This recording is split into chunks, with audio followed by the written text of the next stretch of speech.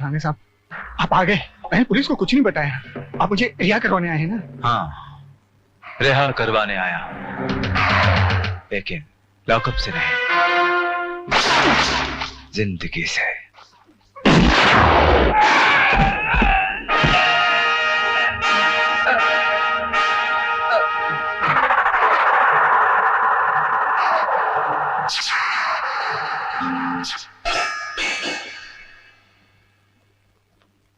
Inspector धर्म सिंह, तुम अपनी सफाई में कुछ भी कह लो, मगर तुम्हारा रिकॉर्ड बताता है कि आज तक तुमने जिस मुजरिम को भी गिरफ्तार किया, उसे हमेशा अपना जाती दुश्मन समझा है, बिना सोचे समझे लोगों की पिटाई की, और आज इस हथौड़े से तुमने एक की जान भी ले ली। यह सरासर गलत है सर।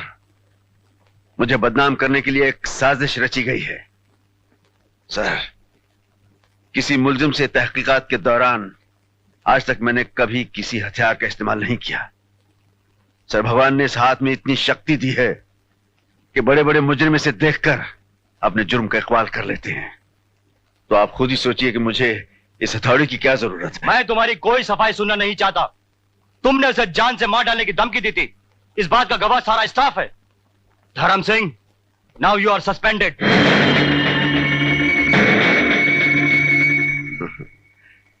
आज के इस दौर में हम जैसे पुलिस कर्मचारियों को इससे बड़ा इनाम मिल भी क्या सकता है। फिर भी आपने मुझे इतने दिन तक बर्दाश्त किया सर, उसके लिए शुक्रिया अदा करता हूं। जय हिंद। पागल, यू इडियट, दिखता नहीं कि अंधा हो गया तू?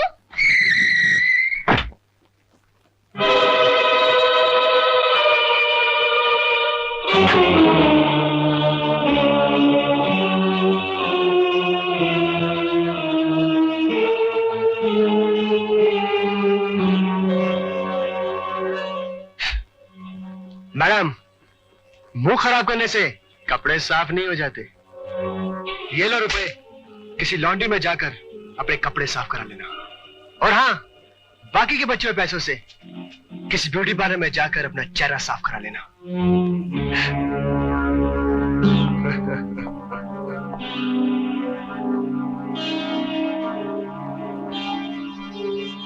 ठहरो।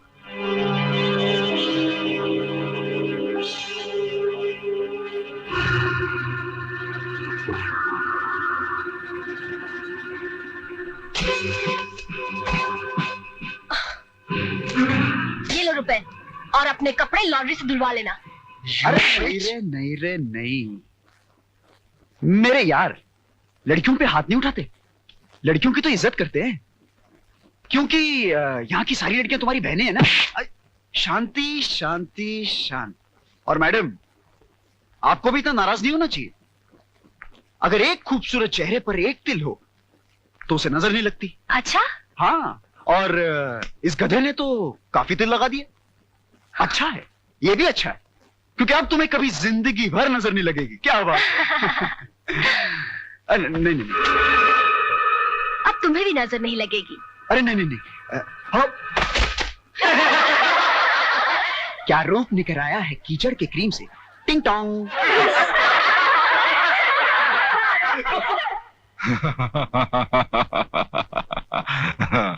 और उस लड़की ने तुम्हें पैसे भी दिए। अरे हिम्मत देखो उस लड़की की कि हमारे बेटे के मुंह पर कीचड़ लगाया, हमारे बेटे, और तुमने कुछ नहीं किया। अब करूंगा डैड। उसे अपनी खूबसूरती पे बहुत घमंड है ना, उसके खूबसूरत चेहरे पर तेजाब डालकर मैं उसका घमंड तोड़ डालूंगा। नहीं, जब हम तुम्हारी उम्र के थे तो हम पर भी एक लड़की ने कीचड़ उछाला था। जानते हो हमने उस लड़की के साथ क्या किया था?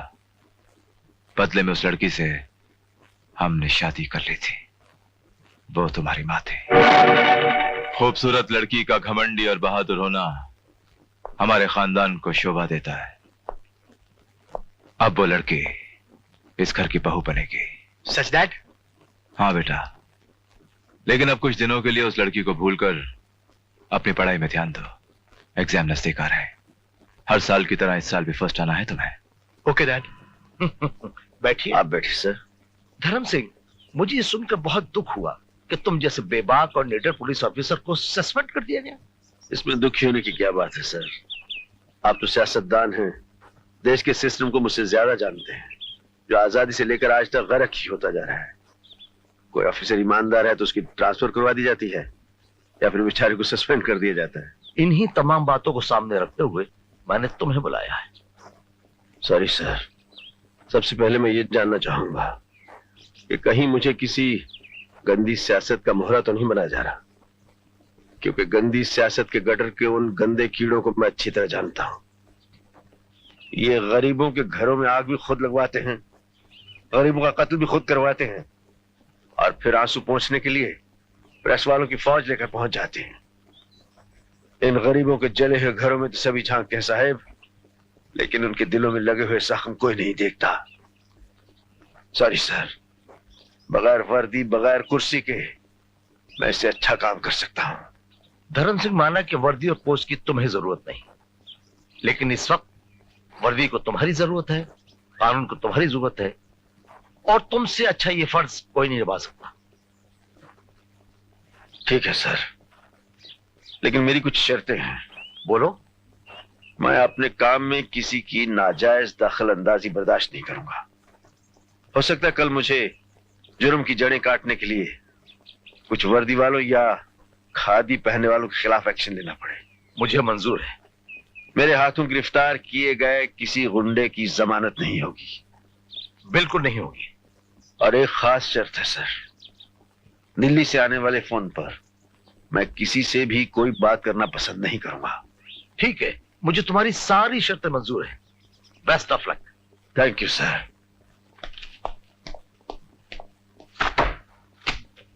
सर, ये रही शहर के छटे हुए बदमाशों और गुंडों की फाइलें।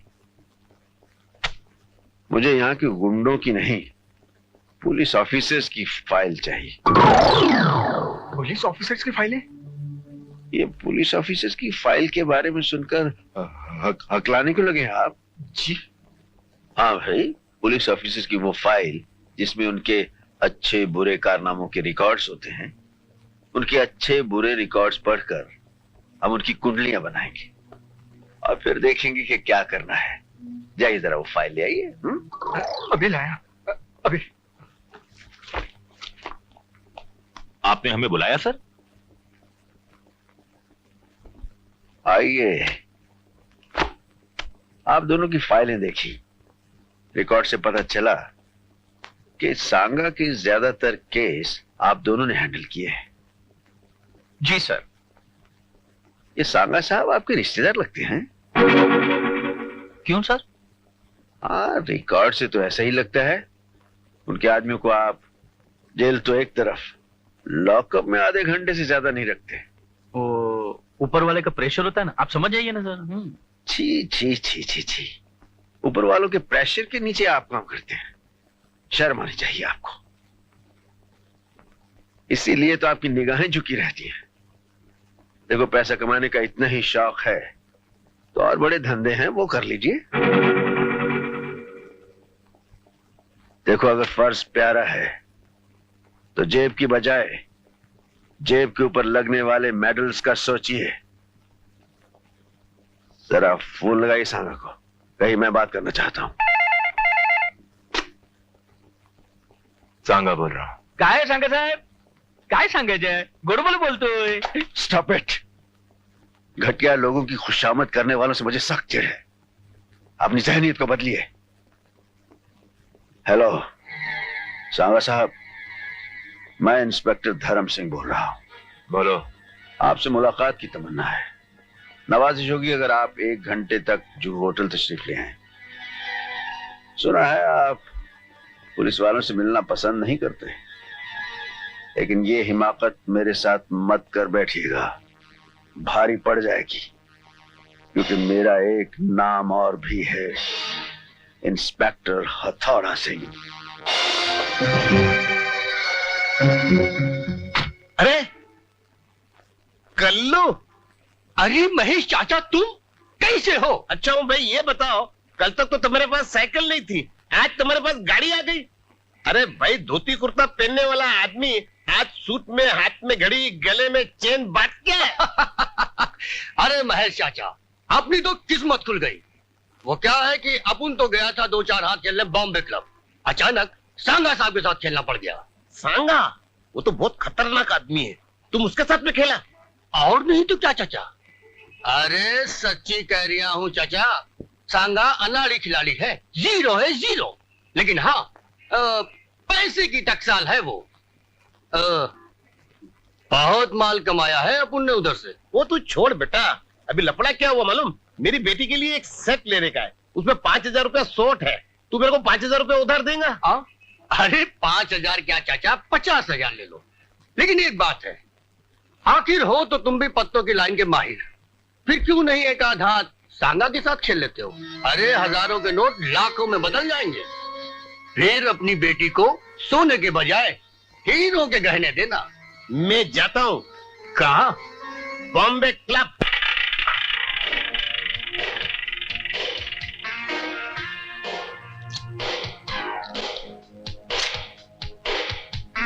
एक्का बादशाह अने रानी। वाह महेश भाई।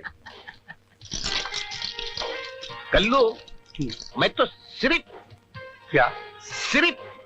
10,000 रुपए लाया था, उससे इतने रुपये मैंने बना दिए हैं। अब तो मेरी बेटी की शादी धूम धड़ाके के साथ में हो जाएगी। हाँ महेश भाई, शादी तो धूम धड़ाके से हो जाएगी, मगर उन कर्जों का क्या होगा जो तुमने दूसरों से ले रखा है? अपना गिरवी घर भी तो छुड़ाना है ना तुमको। महेश भाई, सामने सांगा समंदर है, समंदर, और समंदर से केवल एक कतरा पानी का लेके जा रहे हो। मेरी मानो तो और दांव पे लगा दो, आज तो तुम्हारे पत्ते भी अच्छे गिर रहे। कभी कभी मेरी खोपड़ी को कुछ हो जाता है। अभी देख, तू बिल्कुल सच्ची बात बोलता है। कब सांगा से एक एक बाजी और हो जाए। ओके।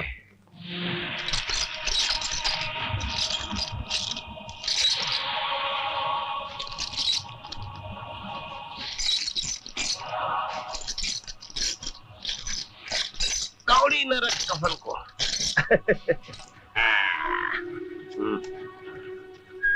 वाह वाह महेश भाई, याद है ना, जीत के माल में अपन का भी हिस्सा है। अरे कितने बार हम तो मेरे को बोलेगा? मैं तो शो करवाता हूँ। नहीं महेश भाई, शो हम नहीं, सांगा करवाएगा। फिर इतने अच्छे पत्तों में कोई शो करवाता है? अभी तो सांगा ने पत्ते देखे भी नहीं है। और अगर सांगा ने शो नहीं करवाया तो? अपन है ना, डोंट वरी, चल चलो। तुम अंग्रेजी बोलता है। लो एक चाल और।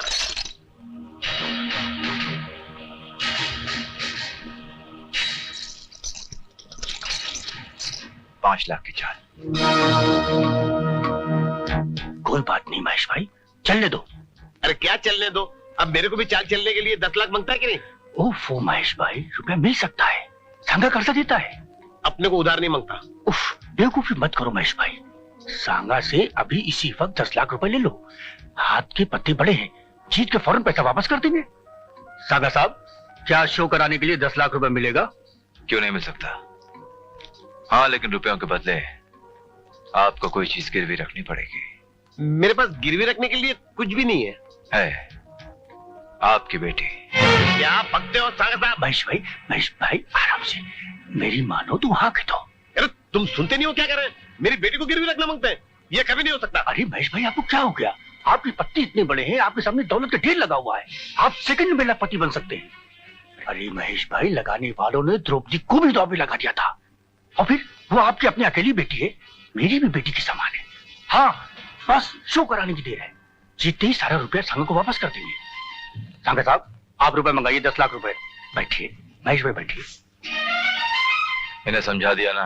हाँ भाई, बेटी के बदले। अब आप 10 लाख में शो करवा सकते हैं। सांगा साहब, आप हार गए, मेरे पास 3 बादशाह है।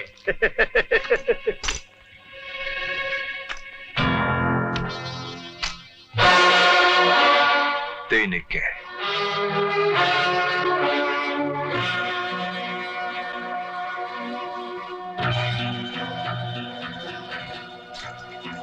आज का खेल यहीं खत्म होता है, फौरन 10 लाख का इंतजाम कीजिए। सांगा साहब, मैं कहां से 10 लाख रुपए लाऊंगा? कल्लू, तुमने कहा था पैसे तुम दोगे। अरे महेश भाई, मेरे पास इतने रुपए कहां से आएंगे? फिर तुमने मेरे को बोला क्यों था? ओफो, वो तो मैंने तुम्हें जोश दिलाने के लिए कहा था महेश भाई। मुझे क्या मालूम था कि सागा साहब के पास 3 निक्के हैं। देखो कल्लू, मेरी बेटी तुम्हें अंकल कहती है। सागा साहब, आपके सामने इसने बोला था ना, अब आप ही इसको बोलो ना। आप मेरा वक्त बर्बाद कर रहे हैं महेश बाबू। सुनो, महेश बाबू की लड़की को उठा कर ले आओ। नहीं सागा साहब, नहीं, इतना बड़ा जुल्म आप मुझ गरीब पे ना करें सागा साहब। मैं मर जाऊंगा।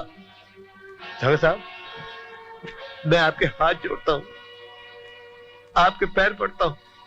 मैं जिंदगी भर आपकी गुलामी करूंगा सागा साहब। आप जो काम कहेंगे मैं वो काम करूंगा। एक एक पाई आपकी मैं चुका दूंगा। सागा साहब, आप चाहें तो मेरी खाल खींचकर उसके जूते बनवा लीजिए। मेरी बेटी पर ये जुल्म न करना सागा साहब, ये जुल्म न करना। ऐसा हम नहीं कहते, लेकिन दुनिया कहती है कि सांगा बड़ा दयालु है। हम आपको 1 महीने का वक्त देते हैं महेश बाबू। अगर 1 महीने में आपने हमारी रकम नहीं चुकाई तो हम आपकी बेटी को नहीं छोड़ेंगे। 1 महीना। सागर साहब, मैं कहां से चुकाऊंगा? कल्लू, कल्लू, इनको कुछ बोला ना यार। कल्लू, हे भगवान, ये मैंने क्या किया? क्या किया मैंने?